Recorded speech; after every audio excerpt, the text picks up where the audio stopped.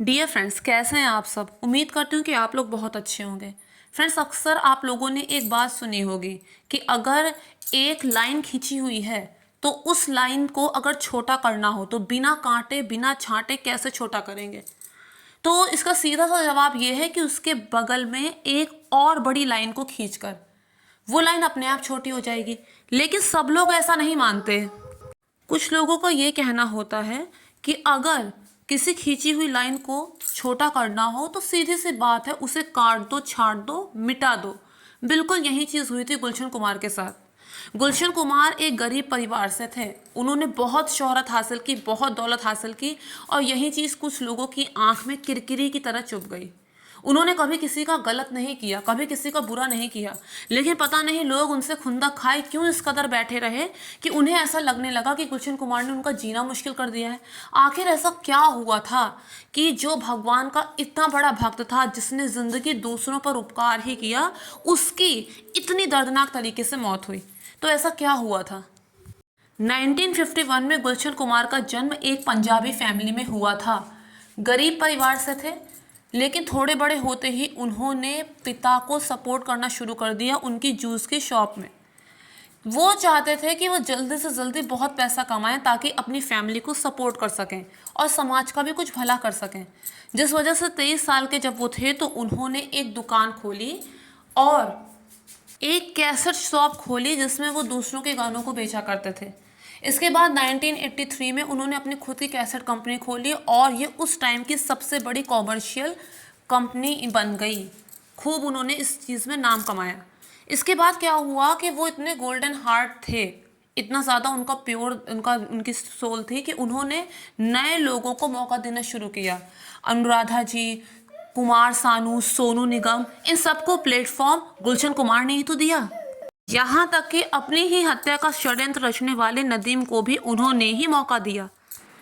उस टाइम पे एक फिल्म आशिकी रिलीज हुई थी जिसके सॉन्ग्स के लिए नदीम और श्रवण, ये जो एक जोड़ी थी, इसने अपना म्यूज़िक दिया और फिल्म आशिकी के सॉन्ग सुपरहिट साबित हुए, रिकॉर्ड तोड़ दिया। तो उसके बाद नदीम और श्रवण उनके पार्टनर बन गए और उनके सॉन्ग्स में वो म्यूज़िक देने लगे। लेकिन तभी जब अच्छा म्यूज़िक डायरेक्टर बन गए नदीम और श्रवण, तो नदीम ने ऐसा सोचा कि मुझे सॉन्ग में भी, मुझे गाने में भी अपना हाथ आजमाना चाहिए। लेकिन गाने के मामले में उनका हाथ तंग था, जिस वजह से उन्हें अच्छा रिस्पॉन्स मिल नहीं रहा था। गुलशन कुमार ने ये बात उन्हें समझाने की कोशिश की कि आप म्यूज़िक डायरेक्टर तो अच्छे हैं, लेकिन आप खुद से सॉन्ग मत गाइए। लेकिन नदीम ने उनकी ये बात नहीं मानी और दोस्ती के नाते गुलशन कुमार ने उन्हें एक मौका और दिया। फिर जो एल्बम था हाय अजनबी, वो बुरी तरह से पिट गया। तो इसके बाद गुलशन कुमार ने डिसीजन ले लिया कि नहीं, अब तुम्हारे गानों को मैं प्रमोट नहीं करूँगा। क्योंकि उस समय जो टी सीरीज़ थी, उनकी जो कंपनी थी जिसके वो एम्पायर थे, वो एक ऊंचे मुकाम पर थी और 65% सॉन्ग्स इंडिया के उसी से आते थे। तो इसके बाद जब उन्होंने साफ जवाब दे दिया तो ये बात नदीम को बहुत बुरी लगी, बहुत ज़्यादा खटक गई और उसने उनसे दुश्मनी मान ली। इसके बाद दुबई में उसने दाऊद इब्राहिम से कांटेक्ट किया और कहा कि किस तरह से गुलशन कुमार ने उनका जीना मुश्किल कर रखा है, उसे रास्ते से हटा दो। इसके बाद वहाँ पे जो अबू सलीम, जैसे दाऊद इब्राहिम का राइट हैंड भी माना जाता है, जिससे बॉलीवुड में सब लोग डरते हैं, खौफ खाते हैं, उसने सोचा कि ये एक अच्छा मौका है, इतने बड़े म्यूज़िक डायरेक्टर को मार दूंगा, इतने बड़े म्यूज़िक कंपनी के चेयरमैन को मार दूंगा तो मेरी बहुत ज़्यादा धाक जम जाएगी। तो उसके बाद उसने गुलशन कुमार के रूटीन को स्टडी करना शुरू किया। उसने 25 लाख का टोकन मनी लिया नदीम से और उसके बाद उसने अपनी चाल चली। गुलशन कुमार कब सोते हैं, उठते हैं, बैठते हैं, डिनर करते हैं, इन सब चीज़ों का उसने अच्छी तरह से अध्ययन कर लिया, स्टडी कर ली कि अब मुझे किस तरह से अपने काम को अंजाम देना है। अब इस काम को करने के लिए कोई ना कोई बहाना तो चाहिए ही था।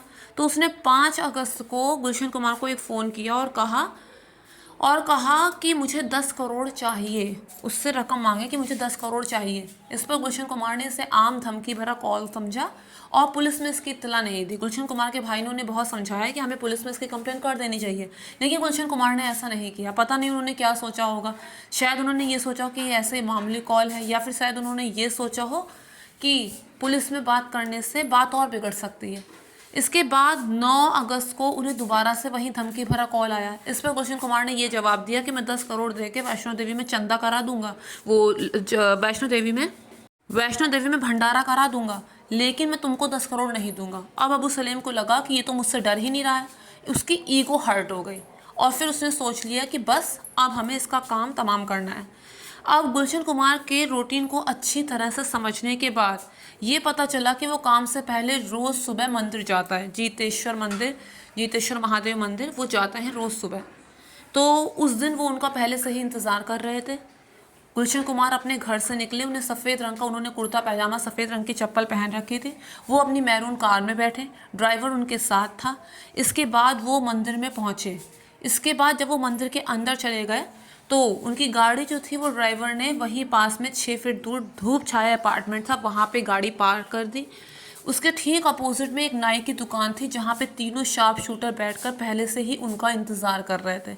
गुलशन कुमार मंदिर के अंदर गए और 15 मिनट बाद वो बाहर आए। 15 मिनट बाद जब वो बाहर आए तो हमेशा की तरह ड्राइवर ने पूजा की थाली उनके हाथ से ले ली और जैसे ही वो अपनी गाड़ी की तरफ बढ़ने लगे तो थोड़ी ही दूर पर उन तीनों शार्प शूटर में से एक ने उनकी कनपट्टी पे रिवॉल्वर रख दी और कहा कि बहुत हो गई पूजा, अब जितनी भी पूजा करनी है, जो भी पूजा करनी है, मरने के बाद करना।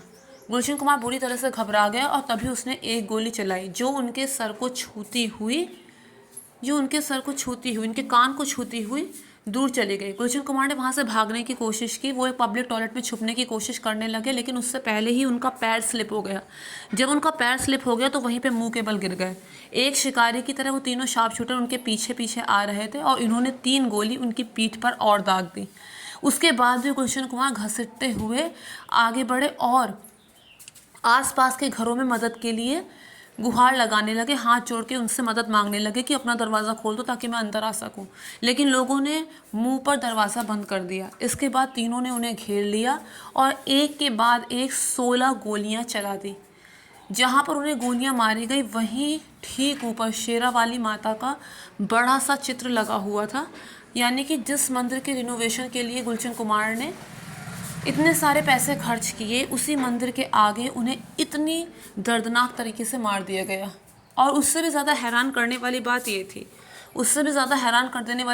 थी, कि जो अबू सलीम, जो इसका पूरा मास्टरमाइंड था, वो फ़ोन पर बैठे बैठे गुलशन कुमार की एक एक चीख सुन रहा था।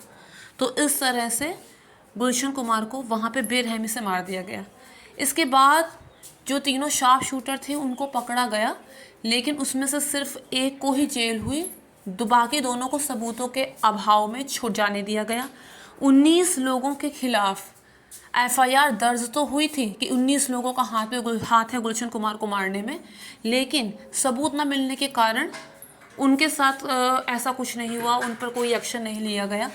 नदीम, जो इस पूरे षड्यंत्र का हेड माना जाता है, वो उनकी मृत्यु के बाद तुरंत ही लंदन चला गया और आज तक वहीं पर है, कभी वापस लौटकर नहीं आया। और वो हमेशा अपनी सफाई में यही कहता रहा कि मेरा इसमें कोई हाथ नहीं है। बहुत बड़े बड़े लोगों का हाथ था गुलशन कुमार को मारने में, उसको रास्ते से हटाने में। सिर्फ एक की साजिश नहीं थी, यहाँ तक कि ये भी कहा जाता है कि पुलिस को इसकी भनक पहले से थी, लेकिन फिर भी वो चुप रहे, उन्होंने कोई एक्शन नहीं लिया, क्योंकि शायद वो भी अंडरवर्ल्ड से बहुत खौफ खाते थे।